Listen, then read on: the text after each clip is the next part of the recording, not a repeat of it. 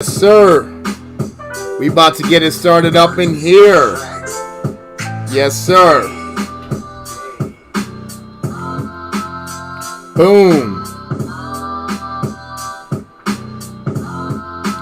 Man. Welcome everybody. Welcome everybody. We're doing our second show today. We're doing our second show today. We're just waiting for the man of the hour to come through. No music. All right. So today's gonna be actually a special show. We got a special guest here. But before we get to him,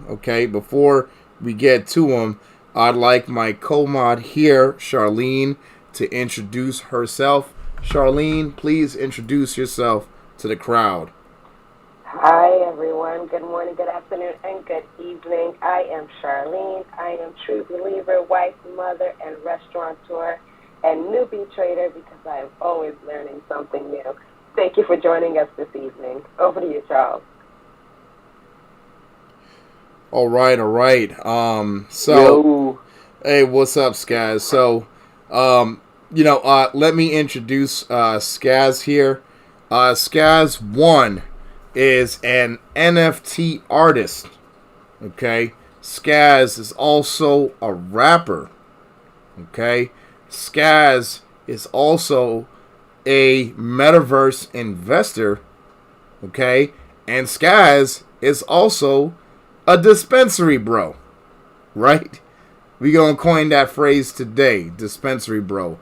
But today, right, we're gonna be focusing our talks on Ethereum 2.0.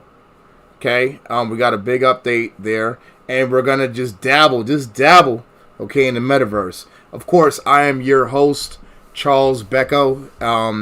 This is the Day Trading Degens room. We do like to serve multiple communities, and I know that we've been slacking with some of the crypto talk. Some of you folks want to be here for the crypto talk, and so again, we have an Ethereum 2.0 update. And before we kind of get to it, before we even look at Ethereum, right? Because we typically do stocks here, right? So let's at least take just a quick gander, right, at the Bitcoin market before Skaz comes through. You guys already know who I am, so I don't need to get to it, right? So let's just take a quick look at Bitcoin. And then Skaz, I'll drop the mic on you, right? So just real quick, what's going on with Bitcoin, right? I think we're up 3% today, and as the market pulled back, we kind of pulled back with it, right? And so a lot of people are calling for us to go to and retest 30,000. I don't really see anything in the charts that says that we can't do that. Except that we do have the MACD histogram that looks like it's lightening up right now. But I don't see anything that'll preclude us that from happening. Of course, we are printing an inverse handle on the daily time frame. But again, I don't want to kill you guys and gals with the crypto. With crypto charts, right? We're here for more of a crypto, NFT, metaverse talk, okay? So I'm gonna hand the mic to my man Skaz1 right now. He's gonna drop some jewels on us, okay? Again, let me get you guys the link, you guys and gals and she's and theys and it's and whatever your prefix or pronouns are out there in the world, okay? Give me 1 second. Let me just get that to y'all. Okay. You guys should already be subscribed to the YouTube, right? And if you're not, please subscribe. We're almost at 500 people at the YouTube. We need 30 people. To break above the 500 mark. So we would really, really appreciate it if you guys were to subscribe again to the YouTube, right? And then that would be fantastic, okay? So just give me a second. Let me get the link. Skaz, while I get the link, please introduce yourself to the crowd. Go ahead, Skaz. Yo, for those of you who do not know me, I am Skaz1. Like Charles said, I'm a rapper. I'm in the cannabis field. I'm an NFT artist. I'm into crypto. And I'm here to talk about Ethereum specifically today. And specifically, I'm here to talk about Ethereum 2.0 and what's been going on, or what's going on with that in the past couple of days. So I want to make some things clear for people so that they understand what's going on, and because it's been mentioned in some of the communities that there are some unclear things, and some of the muddy waters, if you will, has led to this new rebranding. So I'm gonna have to start with some background information first, just to make sure that everybody is up to speed on everything, and then I'll be able to, and then the explanation will make sense. Charles, did you want me to just go right into it? You said you had a link you wanted to post, or? Yeah, so what I'm going to do here is I'm providing a link to your Instagram so people could go ahead and follow you, check out who you are and some of your content. Okay. Well, actually, the link is to the YouTube, right? But the YouTube is looking at your Instagram, basically. There's that. I do want you to touch on some other areas, right? Just very briefly, right? Could you tell us your experience also in the marijuana space? I know that's not what this show is about, okay, but there's a reason why I'm asking you to do that. Could you just touch on your experience in marijuana specifically, and just what you know about the field? Yeah. Again, your experience, and don't feel to hold nothing back. We're here. This is all about you, man. Go ahead, Skaz. So, when it comes to cannabis, I have now, going on 7 years in the legal cannabis industry. I live in the Bay Area, California, where we have recreational legal cannabis. During the day, I work as a salesman at the Loaded Bowl, which operates in South San Francisco, Daly City, San Mateo County, all the way down to San Jose, though we rarely have to go that far, thank God, because the gas and the time would just be insane. Anyway, my experience with cannabis actually started 22 years ago. Me and my buddy bought our first black market cannabis to sell. As I got older, I transitioned into trimming jobs. I learned cultivation.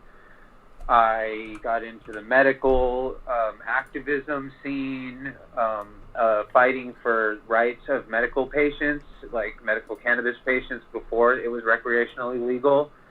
And it's still not federally recreationally legal, so there's still a lot of gray area and weirdness there, but I'm not going to get too far into that. But so yeah, I have cannabis activism experience, and then for the last 7 years, I've held positions from bud tender to cash clerk to sales to deliveries to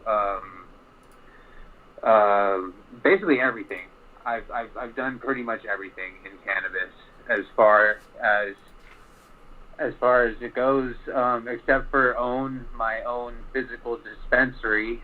Though I am working on the legalities of selling weed through the Metaverse, and I do own a property in the Metaverse, which I hope to utilize to do so in the future. But there's a lot. I'm consulting with some people who are already doing that, and there's a lot to it because, again, the federal laws are kind of weird, and the Metaverse is not fully understood. So I'm just navigating that right now, but it is doable, which is cool because I know people who are currently doing it. And then I'm also working on getting NFTs more integrated into the cannabis industry. I can't dive too much into that because it's a project where I signed some NDAs, but it just, like I said, it involves bringing NFTs to the cannabis industry, and it involves, I can tell you that it involves a really cool game called Flower Patch, and that's an NFT game for anyone who wants to check it out. I'm just throwing it out there because those are my buddies. So yeah, that's my cannabis experience, and I also have I have some exposure to the cannabis industry as far as stocks go as well. So yeah, I smoke weed too. I'm a weed guy. It's been a part of my life a long time. You said I smoke weed too. Okay.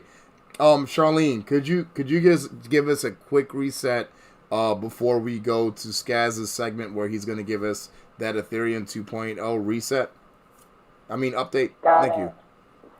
Got it. Welcome to the Day Trade Dgens Room. Tonight is a special night. Tonight we're talking about Ethereum 2.0. We are here for you guys every Monday, Wednesday, and Friday. We talk about the stock market and mostly technical analysis. Today we're doing crypto on Ethereum 2.0. If you haven't already, please click on the greenhouse and become a member. Follow your mods, and if you have any questions, go ahead and send them to me on the back end, and I'll get them over to Charles or Skaz. Thank you for joining again. Right on. All right, team. All right. So, Skaz, the mic is on you. Let me just make sure. Right. So the link is up top, y'all. Okay, the link is up top. Okay, so you can see what's going on screen.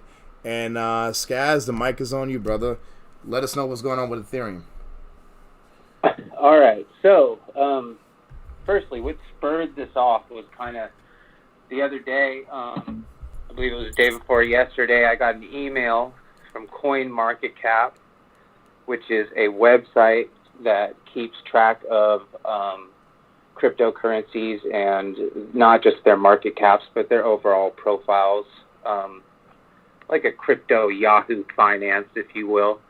And they sent me an email saying that Ethereum was rebranding, and that the way they worded the email though was very clickbaity, so it got my attention right away. It was, the words in the email was Ethereum 2.0 is dead,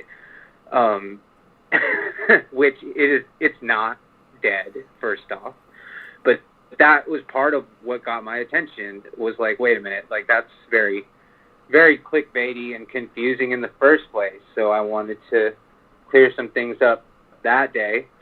And then Charles called me and was like, actually, we could, reach a lot more people with this. And so I wanted to do that because I don't want people out there confused. I don't want people out there investing in things they don't understand. And I don't want people getting scammed. So I'm going to have to give you a little bit of background on how a few things work, and I'm going to make it as basic as possible because I know there are crypto virgins listening. So the Ethereum 2 is a highly anticipated protocol that people have been expecting the rollout of since they rolled out phase 0 on December 1st of 2020. So that's the first thing that people are confused about right out of the gate, is that Ethereum 2.0 already exists. It's running side by side in certain capacities with Ethereum, with the Ethereum that we know. So the point of Ethereum 2.0 is a few things. They wanted a more powerful network, more sustainable network, a more secure network, and a greener network. overall. Now, I know that that is a big menu for them to take on, and that has led to some impatience in the community. And it's understandable because they have asked people to stake their Ethereum in Ethereum 2, which I will get to in just a second. Now, the current way things are done is through a process known as proof of work. Now, proof of work is a consensus algorithm in a blockchain network. And this algorithm is used to confirm transactions, and they create blocks on the chain, blocks of transactions. And the way these blocks are completed, if you will, is by solving a mathematical puzzle, which then proves the solution, i.e. proof of work. The problem that people have with proof of work is that it takes up a lot of energy and a lot of gas. So that's your big carbon footprint right there. And also with the NFTs going on, it's slow, and it makes the fees very high. And then it also, with the proof of work system, because of how it's set up, it leans a little bit towards the centralization, which is like a big no-no in the cryptocurrency sphere. Like, we don't want centralized finance, we want decentralized finance. That's the whole point. But through proof of work, if you had enough machines going, you could start to centralize transactions. If you had like a Bitcoin farm or an Ethereum transaction farm, for lack of a better term for it. Anyway, so these are the problems that people were seeing with the first one, so they wanted to roll out Ethereum 2. The problem with Ethereum 2 is that things have become very confusing for the community, and it's taking too long. As I said, they already rolled out phase 0. So that has been running parallel. So it's already running, essentially. And what they've figured out is that certain aspects of Ethereum 2.0 would be ready to go before other ones would, and the whole package wouldn't be ready for about 7 years. So instead of doing it in phases, they've decided to do it in what they're calling roll-ups on their website. Now, the main reason for this, or the two main reasons for this, is A, time, and B, because in the meantime, people have been using Ethereum 2.0 as a way to scam people. So they're also moving away from the terminology Ethereum 1 and Ethereum 2. Ethereum 1 is now going to be called the execution layer, and Ethereum 2 is now going to be called the consensus layer, and their developers have been using this terminology for a while, so they now wanted to introduce it into the larger community so as to avoid confusion, because it's come to the point where people are thinking that Ethereum 1 and Ethereum 2 are going to be two separate tokens even, which they're not, if you're thinking that. But yeah, that's how confusing it's become, and people are starting to scam people, saying, oh, stake this amount with us, and this and such will happen, and without a complete understanding of that, you can be easily scammed. Now, what staking is when you have to stake 32 Ethereum, and it gives you node capabilities. So it basically makes you a miner, in layman's terms. So you can mine transactions. You can validate transactions on Ethereum 2. And get some passive income, because you gain 5% interest on any Ethereum you stake. Though, if you stake with somebody who's scamming you, you just lost your Ethereum. And losing 32 Ethereum, I think, is equivalent to losing like 64 grand plus right now. So that would be awful, and anyone can understand why. So to avoid all of these things, they have now started referring to Ethereum 1 as the execution layer and Ethereum 2 as the consensus layer. So the outdated terminology is no longer used, and they have released blog posts explaining how these things are being rolled out and explaining that, in fact, some of it has already been rolled out and is already running. So they say that the highly anticipated network upgrade known as, quote-unquote, the merge is approaching. And once that upgrade takes place later this year, as in 2022, there will no longer be two distinct Ethereum networks or concepts, that's key, of Ethereum 1 and 2. There will just be the Ethereum network we all know and love.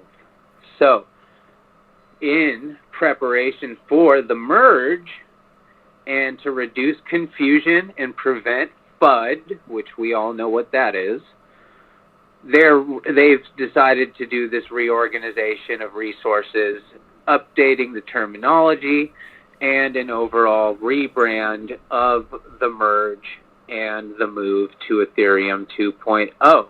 Now, if you are a basic Ethereum holder who has staked nothing in Ethereum 2.0, this will have almost zero effect on you. And the effect it does have will be negligible. If you are somebody who is dealing in the NFT world, this is actually a good thing, because it means it's coming faster, which means to me that gas fees are going to be lower. Environmental groups are going to be less mad at the crypto miners in general, which is that's just a plus. And it will move us away from proof of work to the more modular proof of stake, which gets us more decentralized, which is always a good thing in decentralized finance, because you don't want to lean too hard on any one person in place institution, because then things can start to be centralized. Sorry, I had to take a drink of water there. Anyway, so basically this rebrand is all to avoid confusion for people who don't understand crypto and to reduce scams. And I'm all about reducing the amount of scams out there in the crypto scene, because that's one of the things that people use to try and discredit crypto. They call it a Ponzi scheme. They call it a multi-level marketing scheme. They call it a rug pull. You've heard these terms thrown around, especially in the mainstream media, and especially by people who don't understand. And part of why they don't understand is because there hadn't been this update in the terminology, and now there is. Now we get what's going on. Now we know that some of it has been rolled out back in December 1st of 2020. We know that it's going to be rolled out parallel. We know that Ethereum 1 and Ethereum 2 are not separate tokens. We will no longer be scammed into staking our Ethereum with people who are just going to steal it. And so they're rolling it out in a similar way to how they're making the network faster, which is called sharding. And this is the last thing I'm going to explain to you. So like when you take a vase, like a vase you would put flowers in, and throw it at the ground, it will shard into a bunch of different pieces of glass, okay?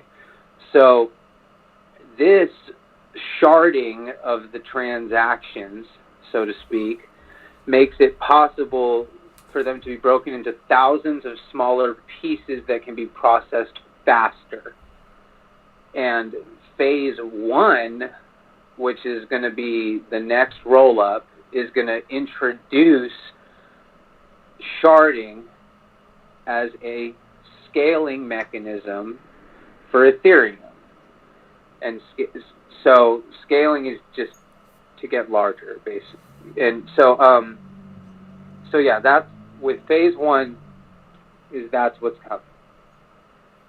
Awesome, man. And I just wanted to explain that because that's how they're now sharding out their roll-ups. They're parceling them out so they can come out as they're ready instead of one big drop in 7 years, so that things can become more secure now. Things can become faster now.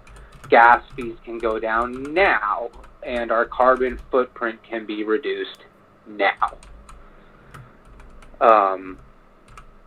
Yeah, that about covers it. And so, questions, right, Charles? Yeah. That was pretty good, man. Thanks for that. I just had a quick question here. You mentioned that people could be potentially scammed. Could you explain? At least that's what I heard, I believe. Could you explain how people could be scammed? Given like the differences here, could you just explain that to the audience? Sure. So the way that somebody becomes an Ethereum or somebody, so when you stake your Ethereum, you become what's known as a validator, and that's somebody who can validate Ethereum transactions. Now you need 32 Ethereum staked at least. You need a computer with mining capabilities to be one of these validators. And then you have to understand that once this Ethereum is staked, it has been locked up for the moment. Like, you can't withdraw it as of now, okay? So people are earning interest on it.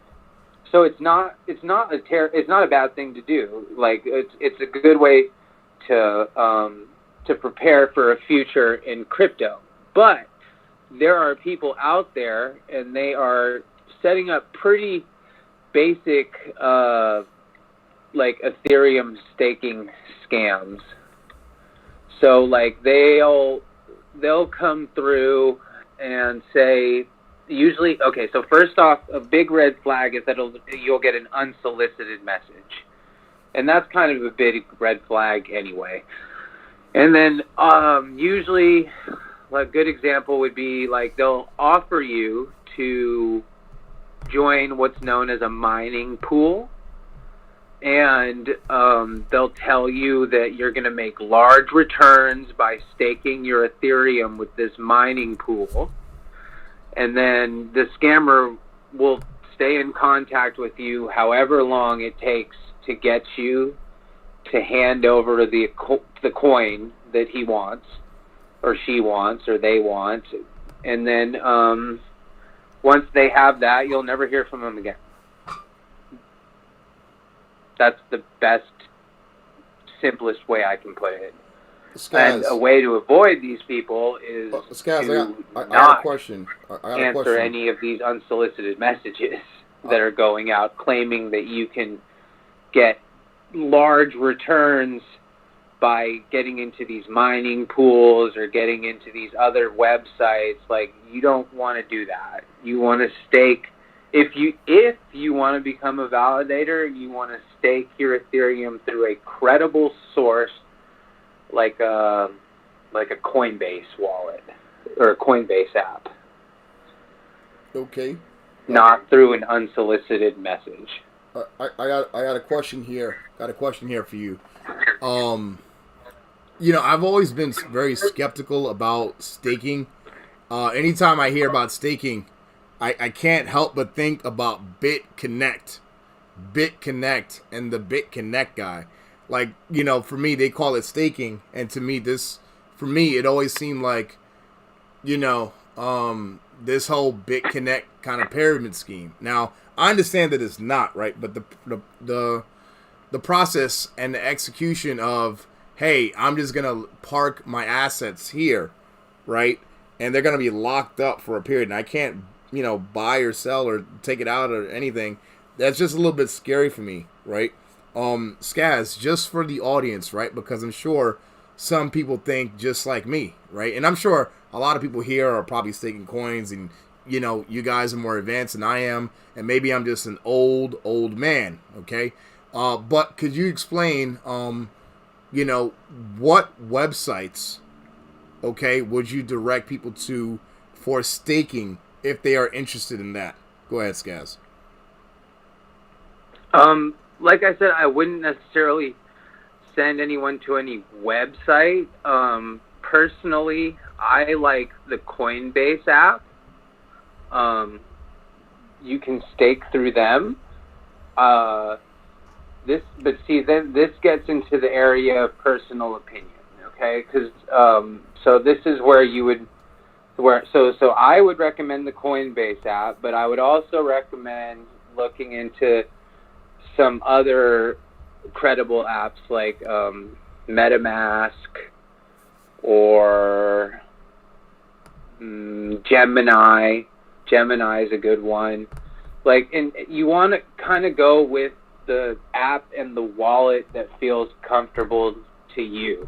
You know what I mean? Like, and that's when it starts getting into your own research and reading reviews and seeing, like, so just my personal favorite is Coinbase app, but that's purely a suggestion or a recommendation, not telling you what to do. Not financial advice. Not financial advice. Exactly. Right. Like, not even close. Okay. Again, the reason why I'm asking, right, is because, again, there are some crypto virgins in the audience, and I know there's some experts too, right? But we just wanted to cover all those bases there, right? And so while you were talking, Skaz, I was kind of going through your profile here on Instagram. Okay, there was some cool stuff. It's a little bit of everything, right? We've got some NFT stuff. I seen some Metaverse stuff. I see some weed stuff, right? Let's bring me through this this video here. What is this video of this? Looks like a red shirt, blue pants, digital person with big hair. What is this? What am I looking at? Oh, okay. So I know what you're looking at. You're looking at, so this is what's called okay. It's a video of me using a program on my computer, called Magica Voxel. What is a voxel? What is a voxel, man? You gotta break it down. Okay, kindergarten, man. So yeah, the program's Magica Voxel, but a voxel is a 3D pixel.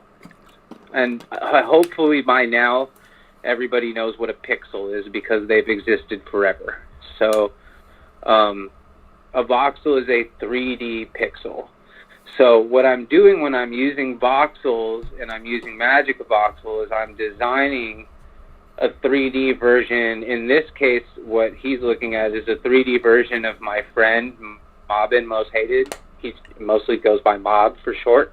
He's a rapper out here in Oakland, California, in the U.S.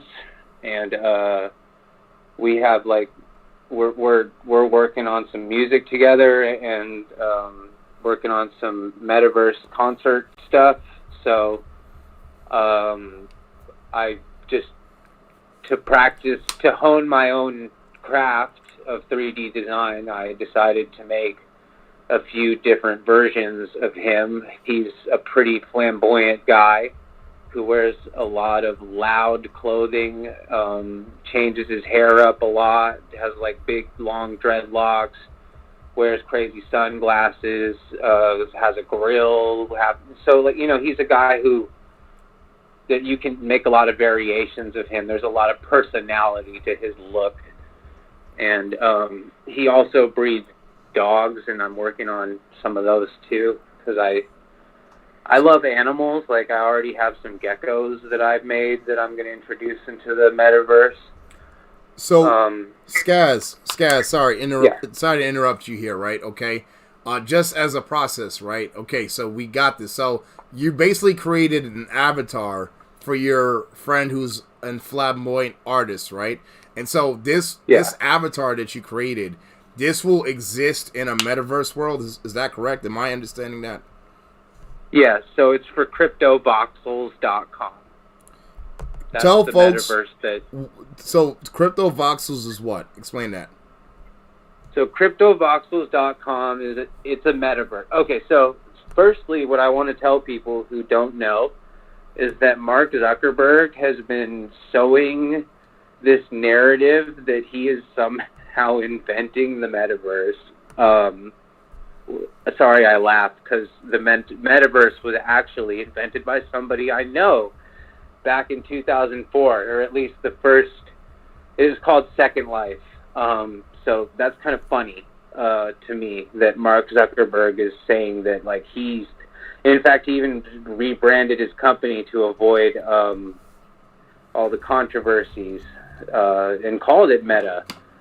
And so he has people who don't know what's going on thinking that this is something groundbreaking. It's not.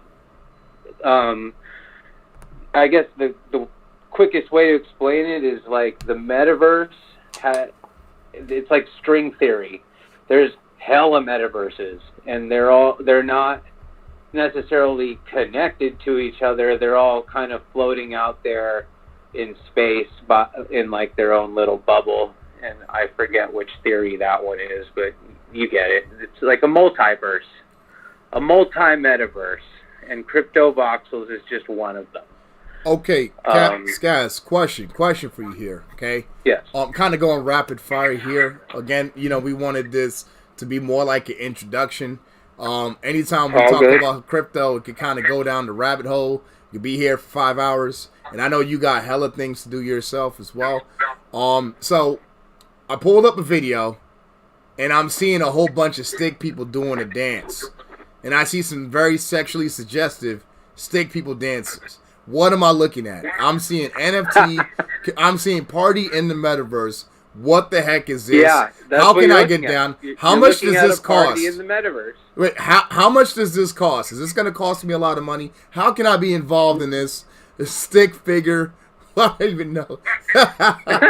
Just look at it. So, okay, I hope you guys are clicking on the link above, because this is just wild what I'm looking at here. It looks like a rave of stick people. Go ahead, Skaz. It is I mean, in a way it is. It's a rave of avatars in the CryptoVoxels metaverse, and the way avatars are set up in that particular metaverse, they look very much like those art models that they use back in art class, like in grade school, where it's like a little wooden person, but it's not a person. It has like no gender. They're just like in pieces.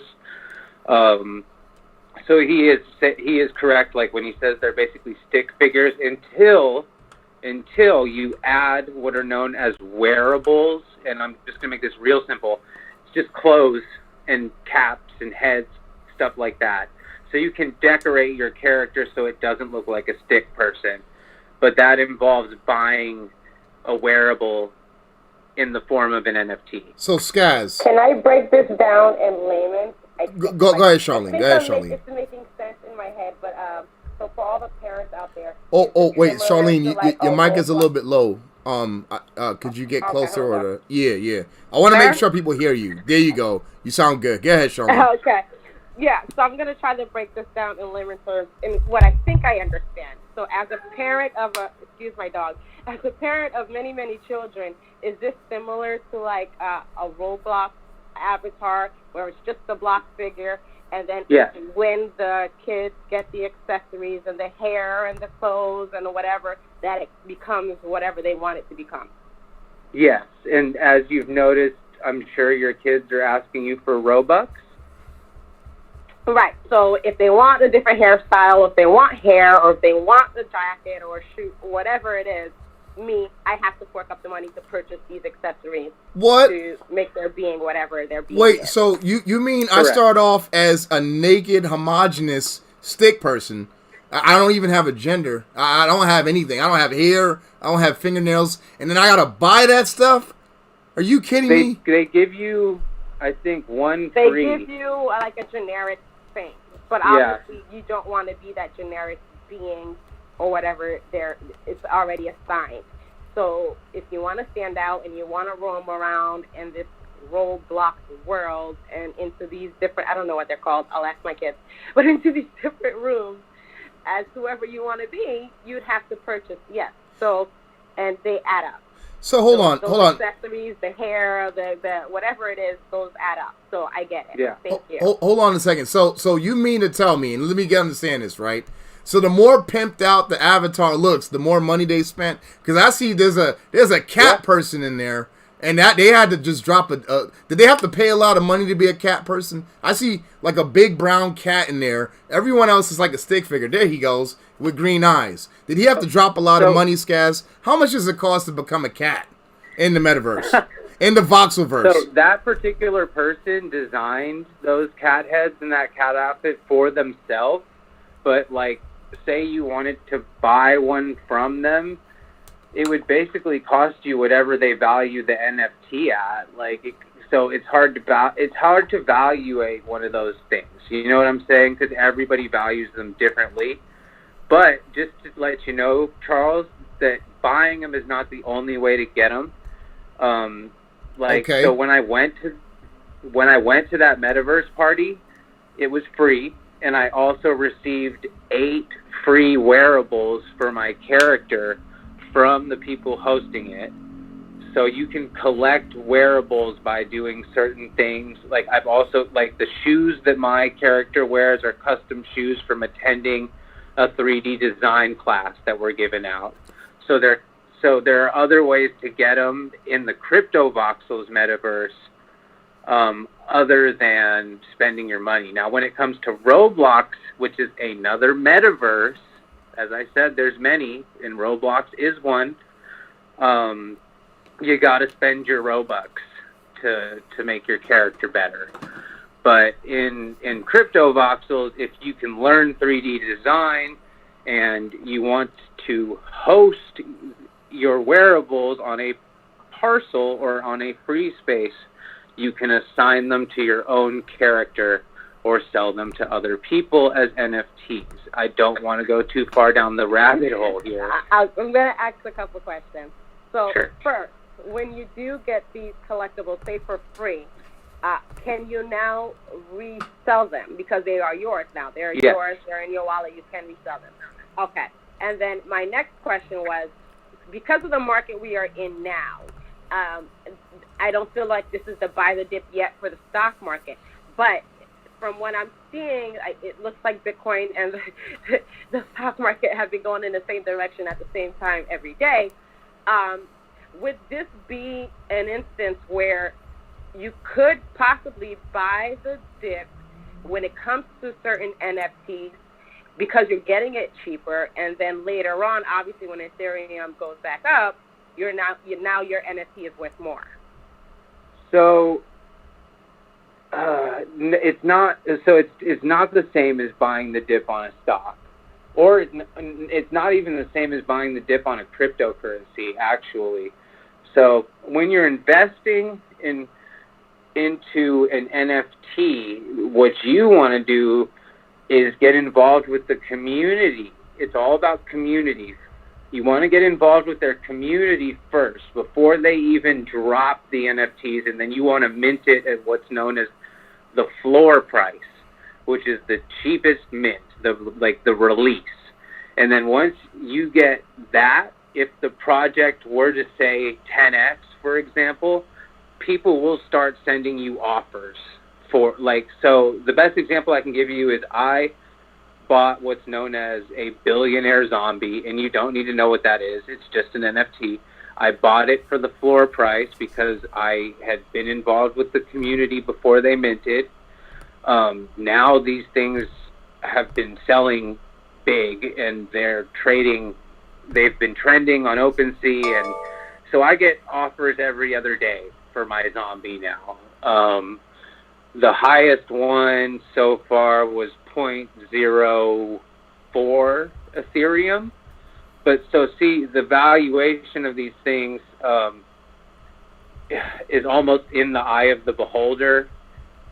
And so the way you want to buy the dip is to buy the floor price, not really buy the dip on Ethereum. Now to invest in NFTs, when you pick up your Ethereum, that's when you want to buy the dip, so that you get as much Ethereum as possible at the time you're getting it, so that you have as much Ethereum as possible later to spend on the NFTs that you want to invest in, etc. All right. I understand. Thank you. Yeah, no problem. All right, team. All right. So, I do want to open the floor to questions here. And Charlene, could you give us a quick reset before we do that? And also, Skaz. Got it. I did Go ahead, turn off go ahead, the hand Charlene. signs just so we can get the first half done. Welcome to the Day Trading Degens Club. I am Charlene. I'm here along with Skaz1 and Charles, the host. We are today talking about Ethereum 2.0. I will be opening up the hand-raising sign soon. Just to let you know, we are live on YouTube, so don't forget to go ahead and click on the link pinned above, follow or subscribe, like and share and comment on the YouTube channel. You can do the same here on Clubhouse. Thank you again for joining. We are here every Monday, Wednesday, and Friday. Normally, this is where we do stock market technical analysis, sometimes crypto. Today is a special room. We're talking about Ethereum 2.0. I will be opening up the hand-raising sign. I do want to remind everyone that nothing said on this platform is to be considered financial advice. Please do your own due diligence. Don't forget that a lot of the stuff that's said on this platform is our own personal opinion. Again, do your own due diligence. Once I open up the hand-raising sign, please remember we are live on YouTube, and you don't know who's around in other people's rooms, so curb your language. Thank you for joining. All right. All right. So we are back to the screen. Somebody did request to ask a question, but I invited them up. I don't see them coming up here. Skaz, I do see. Yo. I do have a question for you, and so, again, I'm going through your social media here. Okay, there we go. Some questions, and so we will cut the hand raising off at this point because we are kind of winding down with the show. Okay, didn't want it to be too very long. We've been going on for a minute right here. I would ask that our guests just please, kind of try to cap the questions to around, or the questions or statement of contributions to about 3 minutes. Okay, not going to time anybody, right? But we'll kindly butt in if it gets a little bit too long. All right. So Jay, thank you so much for coming up on the stage. The mic is on you.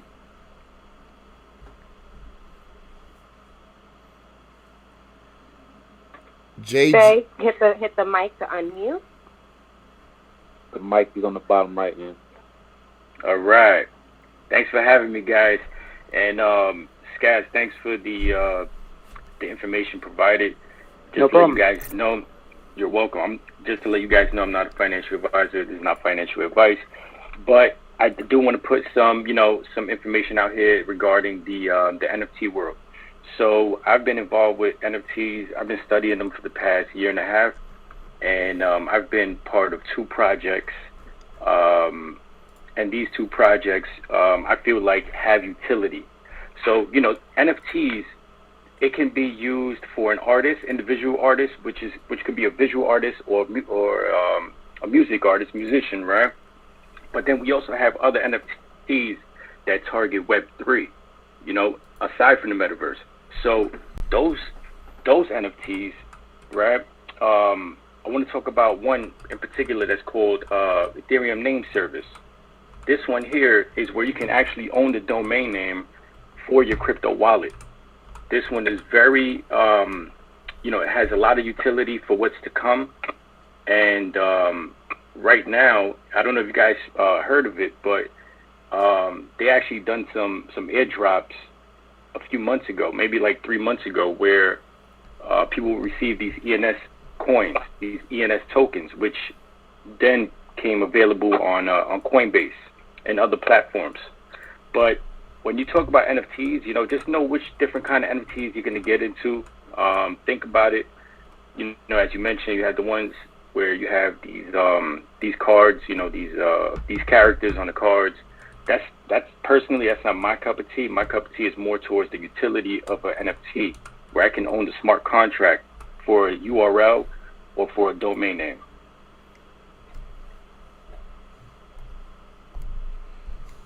All right. And so Jay, why is that important? Why do I want to own that? Just explain it to me. Okay, perfect. So as far as let's use the Ethereum name service, right? Right now, if not everyone, but I'm not sure if everyone here on the chat has, but if you do own a crypto wallet, right? We all know that the crypto wallet has alphabets and has numbers, right? And it's a long numerical code.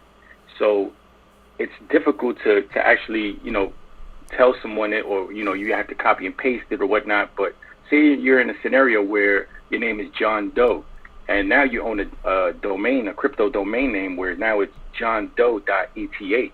That makes it much easier for people to make transactions, whether you're buying, selling, or transferring. Yeah, let me go into more detail with that, because what if somebody has target.eth? You understand Target will try and buy right. it. Exactly. Yes, my man. So this is the next point. You can own your name, or you can go ahead and get a company and really search into names that will be utilized with businesses. So this will give you an opportunity, just like with the .com bubble, right, where people bought up all these domains, and some people bought domains for under $500 and were able to sell them for $1 million to companies like Pepsi. So definitely look into this type of NFT. So what's the name of the project? I'm sorry. Go ahead, Jay. What's the name of the project? It's called Ethereum Name Service. So if you look this up, it'll be Ethereum Domains. Ethereum Name Service. Yeah, ENS. ENS.domain. Right. Okay. All right. Go ahead. It's a good thing to have. I have one. Yeah, I was going to say, they dropped a equivalent to $10,000 drop for everybody who had 1 year. And yeah, for sure. October 30th they did that, FYI. But I was just going. This is time. This is time for. I say that for teaching young minds every day. I had 2 questions. Skaz, or anybody can answer the question really. First was about what program do you download on Magical Voxel? Let me spell that for you. It's going to be M. Yeah, no, I'm on it. You're on it? Yeah, when I'm looking at it, trying to download the right one, I'm just trying to make sure I download the specific one.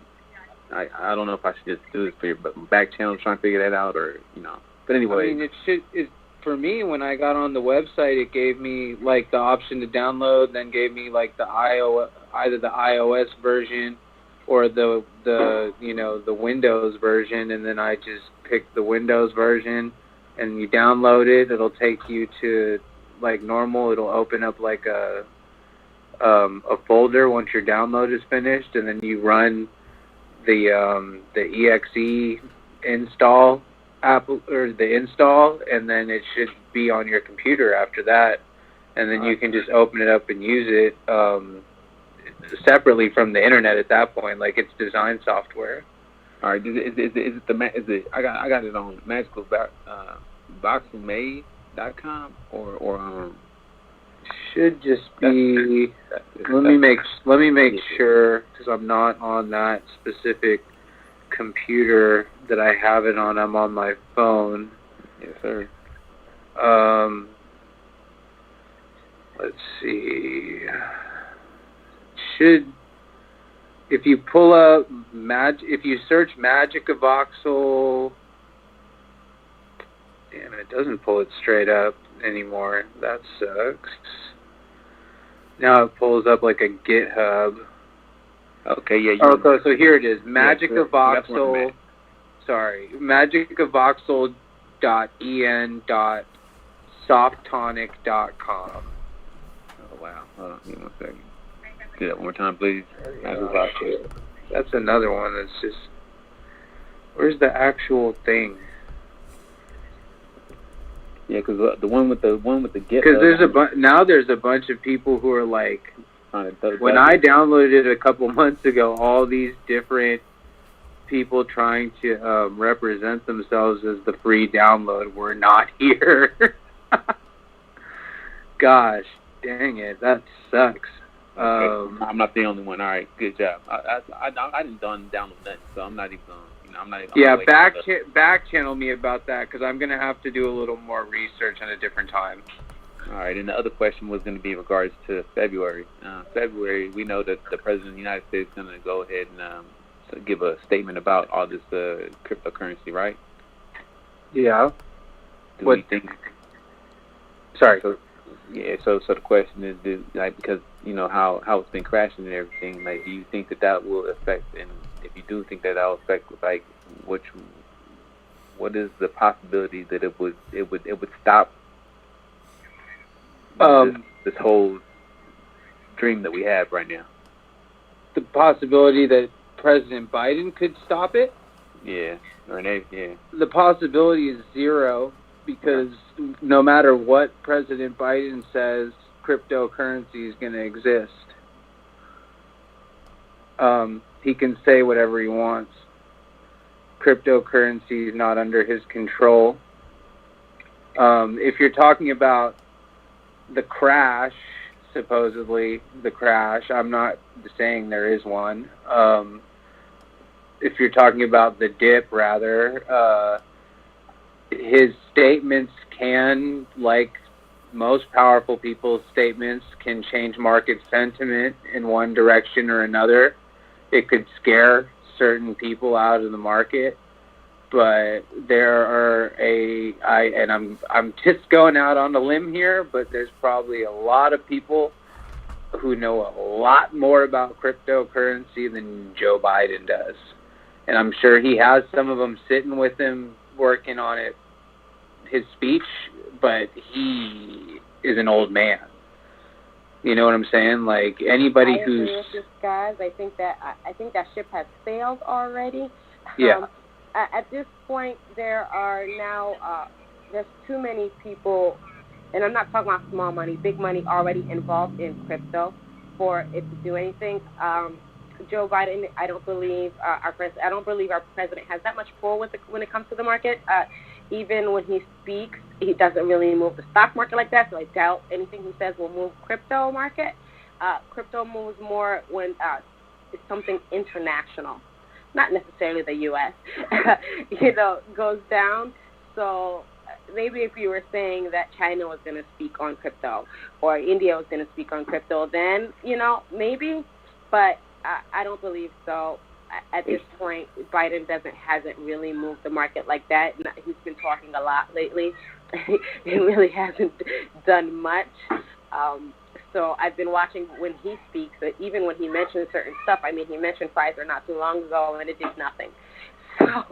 So I wouldn't be too worried about the speech.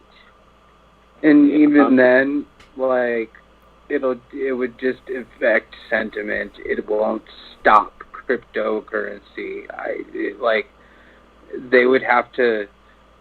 The process to stop cryptocurrency is much longer than Joe Biden giving a speech. And even then, it would be ridiculous because it's not. Nobody even knows who Satoshi is or if Satoshi is. You know what I mean?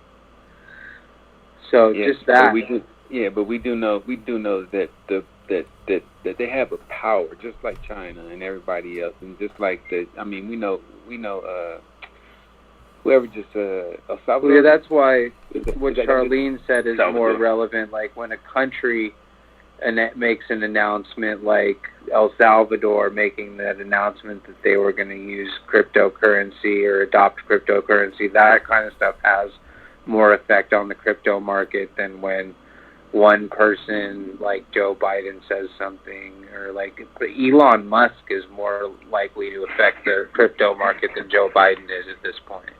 Yeah, I'm just talking about how, basically it's a domino effect of how America is a standard, just like the dollar bill is a standard. I'm not trying to disparage your question. I'm trying to reassure you that they can't stop crypto. And, I believe that because it's peer-to-peer. So I understand that part, because we're talking about thousands and millions of different computers that are working, and that's why Ethereum-based projects are smart contract based projects, and they're basically, but they're fueling the Bitcoin. If anything, government should be getting involved, not trying to stop it, and that's what I think will happen. Yeah, I was just curious about the use cases. That's all. But I mean, yeah. No, they will provide more use cases if governments adopt crypto. That provides more utility and more use cases, in my opinion. Also, I do want to interrupt here just a bit. I think I was able to find that software. I see magicavoxel.en, which for English, .softonic.com. So I do believe I found the link you guys were looking for. So if you go to the YouTube, I got the link up there on the YouTube. Okay. We do kind of have to wind down here, unfortunately, team. It's been a long, kind of a crazy day. Skaz, anything to contribute before we wrap up here, Skaz? Anything to contribute? I know that you have an open sea here for everybody that is, that may not see the screen. Click the link above, right, and we are looking at Skaz's open sea. I do see a lot of graffiti art NFTs here. Okay, Skaz, tell the folks, tell the team how people could support you, your art, and everything that you're here to do. Go ahead, Skaz. So, right now, the project that I have out on OpenSea is a graffiti-based project. It's just Skaz1 graffiti NFTs. There's a link to it in my bio. There's a lot of cool stuff on there. The prices are reasonable. That's one way you could support me, is by buying an NFT. I'm also going to be dropping a line of wearables, which will be being hosted. And this is going to be an address, a Metaverse address. So it's 41 fault line, and that's in scarcity in the Crypto Voxels Metaverse. So if you get a little more familiar with that Metaverse, you'll be able to find scarcity on the map, and 41 fault line is my property. That's where I will be holding concerts. That's another way you can come support, is to come see the concerts. The bigger crowds I can get, the better. We will be having giveaways. Like I said, I will be selling wearables for your avatar. Another way you could support me. And then there's links in my bio to my music, to the books I've written, to basically everything I've done. There are links in my bio to it. And if you want to buy my book, that'd be great. I'm not trying to be a shill up here, but I would appreciate the support. I definitely encourage you to listen to my music, because that can be done. If you stream it on Spotify, that's the best way. You don't have to pay for it, and I still get paid on the back end. So, yeah. You could just Google Skaz1, and it'll be mostly just stuff about me. Okay, yeah, I do. Matter of fact, I do see that up on screen. So again, team, if you want to support Skaz, right, click the YouTube link and go there. What I'll do here is let me see if I could actually grab one of those links as well, and I'll link it here. Charlene, anything else before we wrap up here today? As always, thank you for joining us. Please don't forget that nothing said on this platform was financial advice. Don't forget to do your due diligence, whether it's the crypto market, the stock market, your love life. Check them out. Some research. All right, guys. Thanks for joining. We'll be back again on Friday. All right. Don't forget to follow the club, follow them out, become a member, click on the YouTube link, subscribe, like, and share. Check out Skaz1's bio.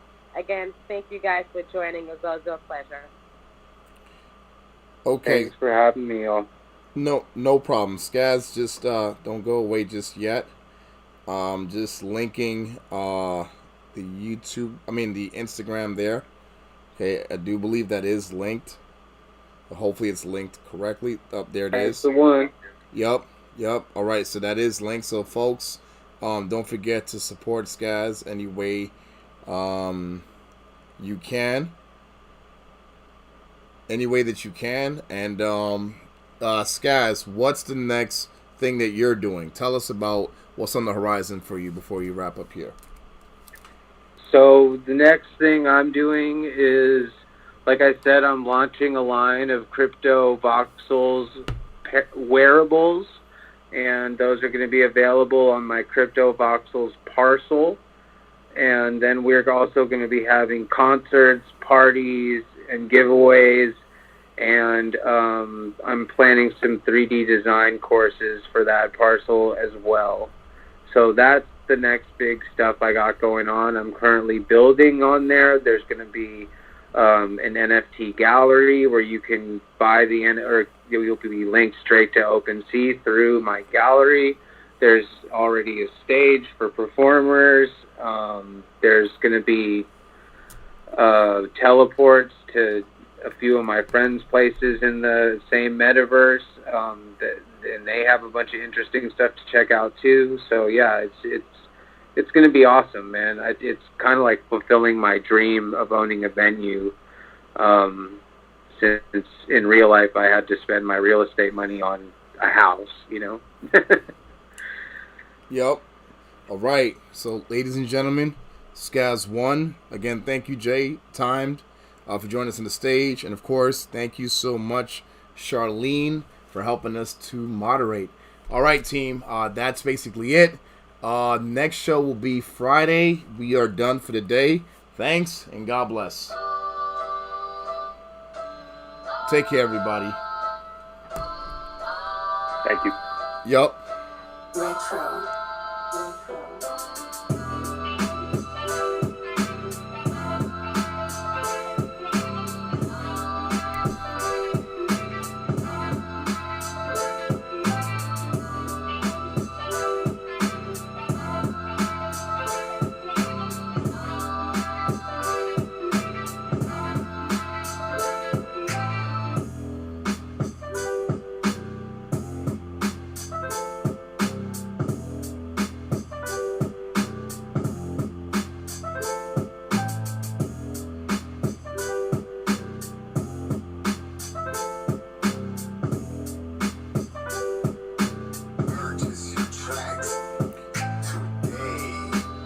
All right, take care, everybody.